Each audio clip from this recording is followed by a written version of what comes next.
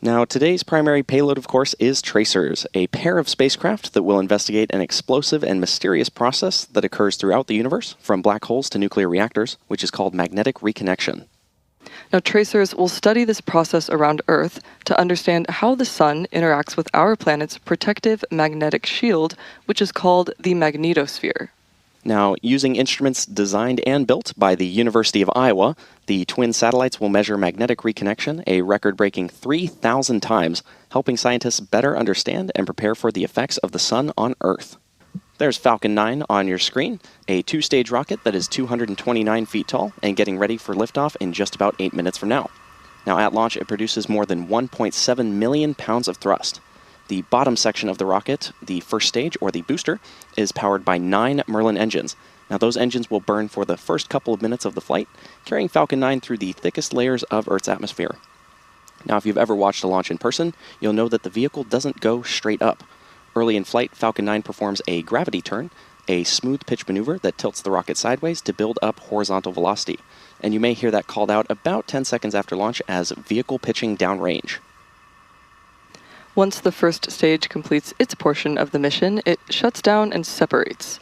A staged rocket like Falcon 9 sheds the booster to eliminate the weight and uncover the Merlin vacuum engine on stage 2. To reach orbit, the vehicle needs to go fast, hitting an orbital velocity of about 28,000 kilometers per hour just to keep from falling back to Earth. That's fast enough to lap the Earth in about 90 minutes or fly from New York to here in Los Angeles in under 10 minutes, about 7 times faster than the fastest airplanes. Now, after stage separation, today's booster will be landing back at Vandenberg Space Force Base at Landing Zone 4. This particular booster will be returning to Earth for its 16th time. Now, the second stage will take over from there, powered by a single Merlin vacuum engine, also known as the MVAC for short.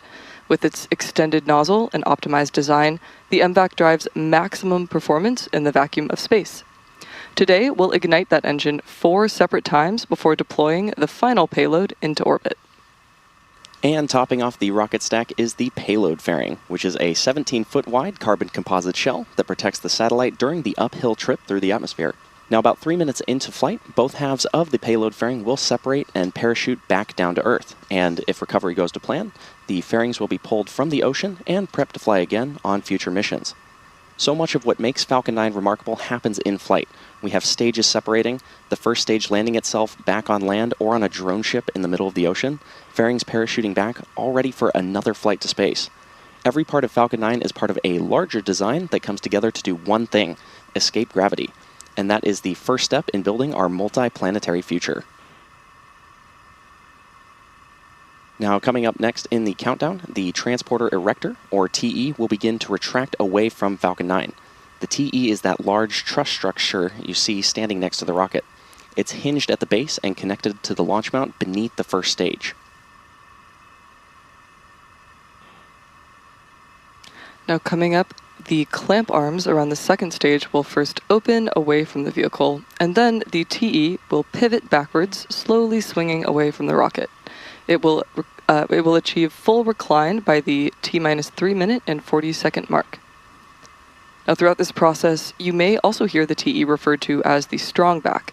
This is the same structure, just a different name. And thanks for pressing for strong back retract. And good call out there. Now, the TE does a lot more than lean. It rolls Falcon 9 out to the pad, raises it vertical, and stays connected through the final seconds up to launch. It also provides fuel, power, telemetry, and command connections between ground systems and the rocket. The clamps at the top of the vehicle help to stabilize the second stage during fueling, and they also... Strong back retract has started. There's that call out for strong back retract start. So the clamps at the top also prevent movement in high wind conditions, and once they are open, the rocket is fully free at the top. Right now, both stages are nearly fully loaded with about 1 million pounds of propellant, and this includes RP1, a highly refined kerosene, and liquid oxygen chilled to over 300 degrees below 0 Fahrenheit. Now, through those clouds, you can just make up those clamp arms that have retracted away from the second stage, and now you can see the strong back retracting away from the vehicle. Now, propellant is loaded late in the countdown, and that's intentional. Colder propellants are denser, and denser propellants mean more performance out of the same tanks. The colder it is, the more mass you can move. Before any of that propellant flows, though, the plumbing and engines are chilled down, and that prevents thermal shock and boil-off when the ultra-cold liquid starts moving, and you may hear that referred to as engine chill. Propellant load will wrap up in 2 steps. The first stage will finish around the T-minus 3-minute mark, and the second stage will finish about a minute later. At this point, you've probably noticed those white clouds venting around the rocket, and that's condensation. So again, as that liquid oxygen is warming up inside of the tanks, it will boil off, and we will vent that gas overboard to maintain nominal pressure in the tanks. When that cold oxygen gas hits the warmer outside air, it condenses into the clouds that you're seeing on screen. And this is the same principle as seeing your breath on a cold morning, just on a much bigger scale. Now, the tanks are also... Stage 1 LOX load is complete. And there's that call out for Stage 1 LOX loading completion. Now, the tanks are also pressurized using helium, and that helium is chilled too, so it stays compatible with the cryogenic plumbing. During flight, that pressurization helps force propellant into the engines as the tanks empty. Now, at T-minus 60 seconds, Falcon 9 will enter startup, and at that point, the rocket's onboard flight computers will take over. From there on out, the countdown will be fully autonomous. Just inside of the T-minus 2-second mark, the 9 Merlin 1D engines will ignite, and once they're at full power, Falcon 9 will lift off the pad and begin its climb to orbit. As of right now, the satellite remains healthy and the rocket is tracking no issues. Weather continues to remain green and the range is clear to support our scheduled liftoff at 11:13 a.m. Pacific time. So with that, Falcon 9 is nearly fully fueled, approaching startup, and heading into the final seconds before launch.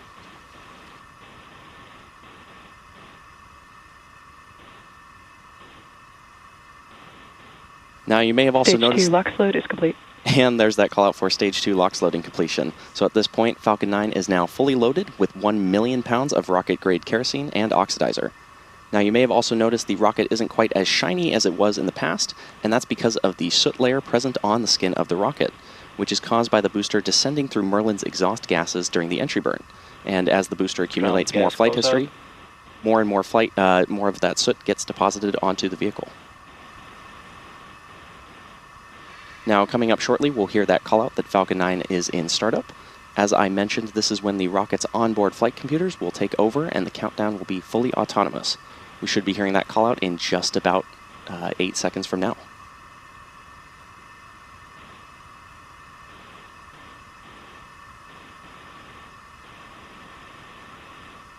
Falcon 9 is in startup.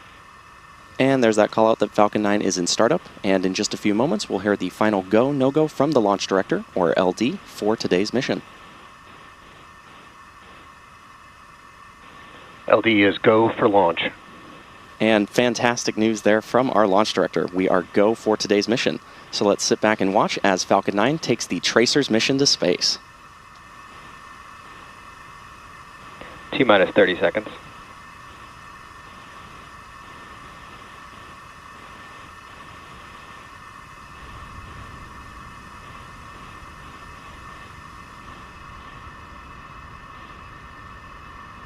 T-minus 15. T-minus 10. 9, 8, 7, 6, 5, 4, 3, 2, 1. Ignition. And liftoff. Go SpaceX, go Tracers.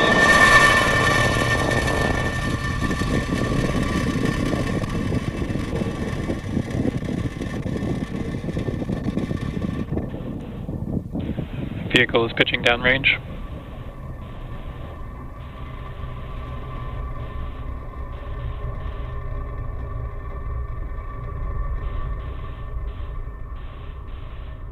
At T plus 30 seconds and counting, Falcon 9 has successfully lifted off from Space Launch Complex 4E. After clearing the tower, we now tilt or gimbal the engines to initiate a roll maneuver, which you may notice here in that Stage 1 camera view. Falcon 9 power and telemetry are nominal. Now this enables the vehicle's antennas to stay in the best position for communicating with the ground. Coming up next, the vehicle will pass through max Q, which is the point of maximum aerodynamic pressure. Vehicle is supersonic. And the engines will throttle down ahead of this to reduce... M1D chamber pressure is nominal. ...to reduce load.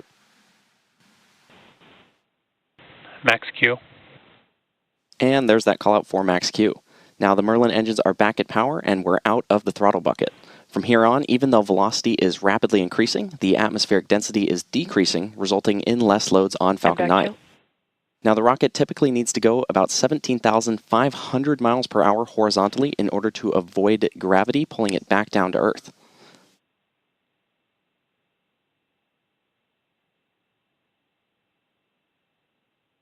Now, coming up shortly, we're going to hear callouts for a series of events happening in quick succession. This will be MECO, followed by stage separation, then the stage 1 flip, followed by second engine start 1, and then the boost back burn. We should be hearing all of these callouts here in just about 20 seconds from now.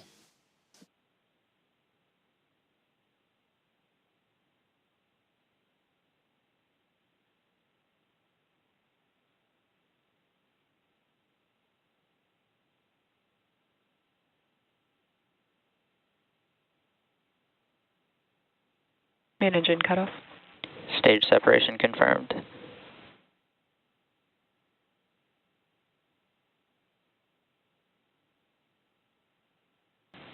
MVAC startup. Stage 1 boost back startup. And there we heard callouts for the successful main engine cutoff, stage separation, saw that stage 1 flip, second engine start 1, and the boost back burn. Coming up next will be the fairing deployment on the second stage. Both halves of the fairing flying today are flight proven, with one flying for its 14th time and the other for its second time. They'll be picked up today by our West Coast fairing recovery vessel.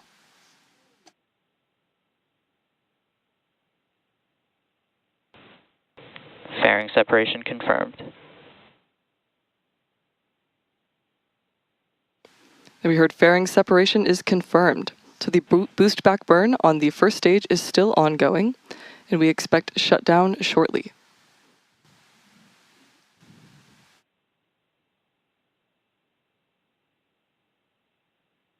Stage 1 boost back shutdown.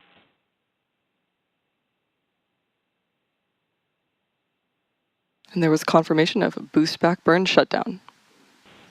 We're currently at T plus 3 minutes and 40 seconds into today's mission. And coming up next, we'll hear the call out for the first stage entry burn on the Falcon 9 first stage coming up in about 3 minutes from now. And you'll be able to follow along with that relight with the graphics along the bottom of your screen. Now, Falcon 9 is the first orbital class rocket capable of reflight. Reusability allows SpaceX to refly the most expensive parts of the launch vehicle, which in turn drives down the cost of going to space. It's key to lowering the cost of spaceflight, which enables more investment in critical scientific research. And that makes missions like today's possible for more organizations and more often. Now, the first stage that is supporting today's mission is flying for its 16th time. It previously supported NASA Crew 7, CRS-29, PACE, Transporter 10, Transporter 13, EarthCare, NROL 186, and 8 separate Starlink missions. But while this booster is on its 16th trip to space, we're working towards qualifying our fleet of Falcon boosters and fairings to support 40 missions each. And for those following along, we're currently at 29 flights of a single Falcon booster, which is absolutely phenomenal. Increasing Falcon's flight count provides valuable information on repeated reuse, which is a critical element for making life multiplanetary.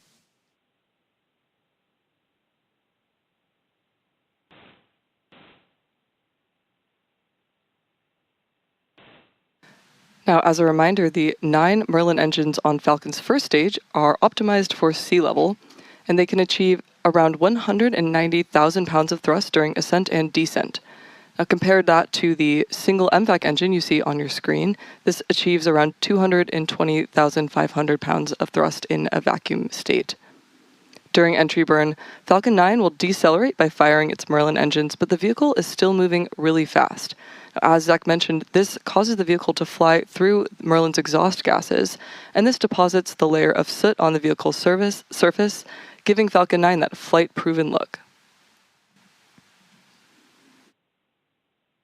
Now, coming up next, we should be hearing that call out for the entry burn of the Falcon 9 first stage in just about 10 seconds from now.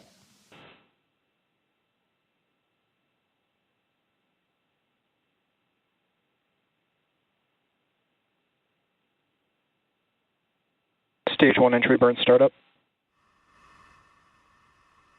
There's that confirmation of entry burn startup, If you take a look in the lower left-hand corner of your screen, you can see the engine status. 3 of those 9 Merlin 1D engines will fire for the entry burn. Stage 1 entry burn shut down. That's a short burn. Entry burn has shut down. So coming up next will be the landing burn. And this is the final burn to slow the vehicle down even more and make that precise landing.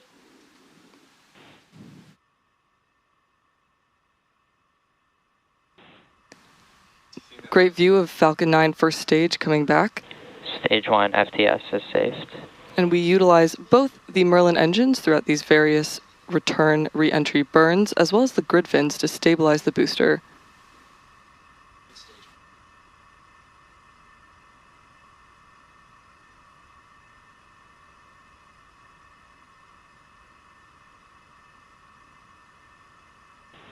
Stage 1 transonic.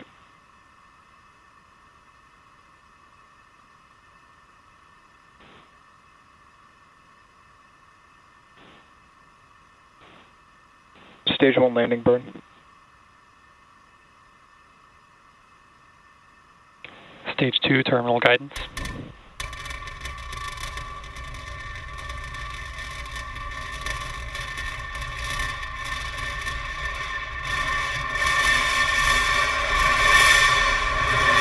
Stage 1 landing leg deployed.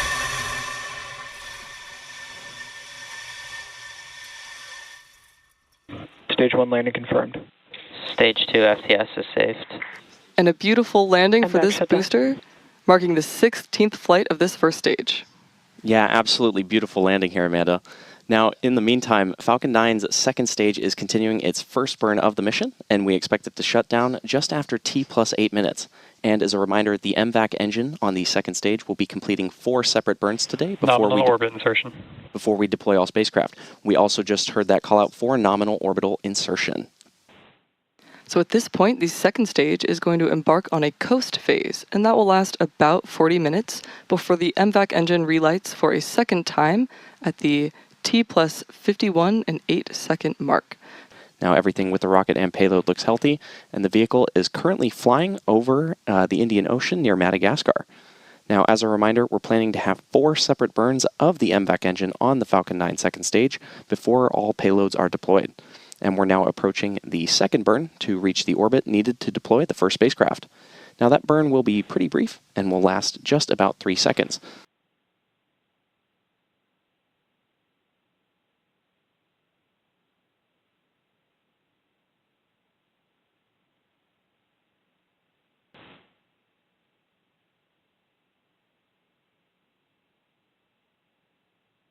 Nominal orbit insertion. And there you heard it, confirmation of good orbital insertion. So as Zach mentioned, we have 4 deployment events today. And the first will be BARD, which is expected to occur at the T plus 54 minute and 32 second mark. BARD is York Space Systems' mission to flight demonstrate the Polylingual Experimental Terminal, an advanced communications technology developed in collaboration with the Johns Hopkins Applied Physics Laboratory and NASA's Space Communications and Navigation Program.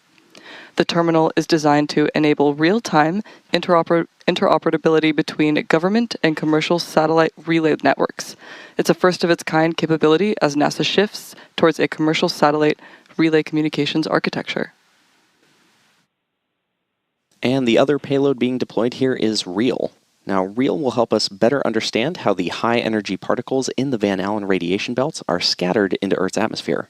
REAL is led by Dartmouth College in collaboration with Johns Hopkins Applied Physics Laboratory, Montana State University, and Boston University, and is funded by NASA's Heliophysics Division, and is being launched as part of NASA's CubeSat launch initiative in coordination with Maverick Space Systems Incorporated. York Space Systems BARD separation confirmed.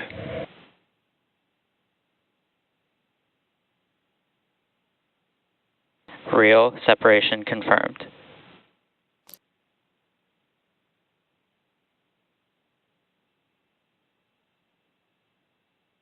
Nominal parking orbit. Good call out there, and that 1 second burn completed successfully.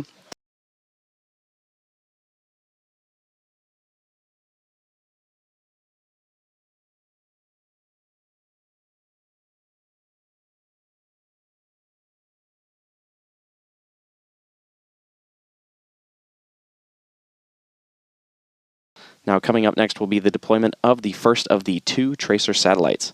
Now, TRACER stands for Tandem Reconnection and Cusp Electrodynamics Reconnaissance Satellites, and it's a tandem satellite mission that will study how the solar wind interacts with Earth's magnetosphere, the region around Earth dominated by our planet's magnetic field. This is becoming more important because space weather events can affect our power grids and communication satellites and create potentially hazardous conditions for astronauts. We should be hearing that call out for confirmation of the first deployment of one of 2 tracer satellites in just about 3 minutes from now.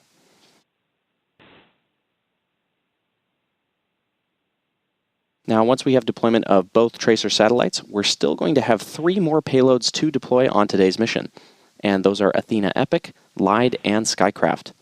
Athena Epic is a small satellite mission serving as a pilot opportunity to pathfind an innovative, scalable space vehicle design to support future missions.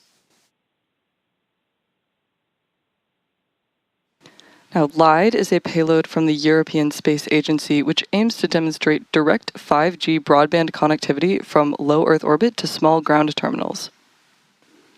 Finally, a demonstration mission called Skycraft, a satellite that aims to provide seamless communication between pilots and air traffic controllers, will also be in the final deployment, and it is using the same VHF radios that are used near an airport, but anywhere on Earth. We should be hearing that call out for successful deployment of the first of 2 tracer spacecraft in just about 30 seconds from now.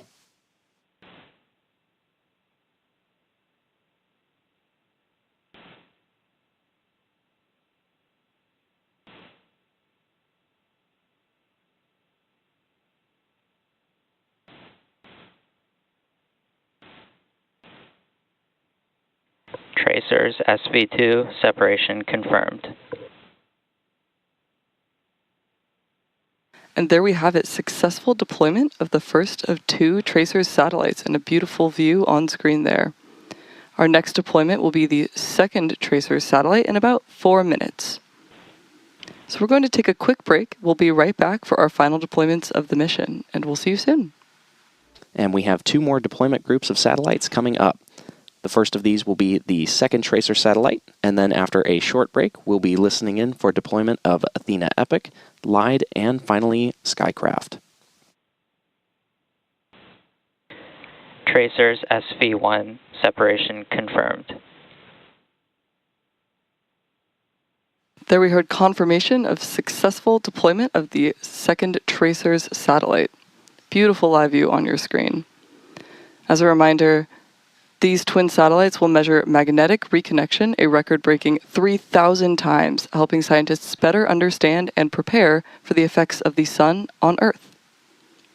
Now, we have 1 more deployment sequence to go, which includes the Athena Epic, Lyde, and Skycraft payloads.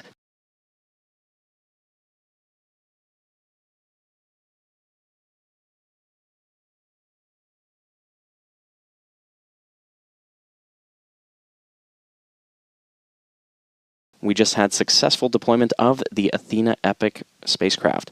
Manifested and integrated by SEOPS, it is a Department of Defense space test program. Confirmed. And confirmation of the TIVAC payload as well.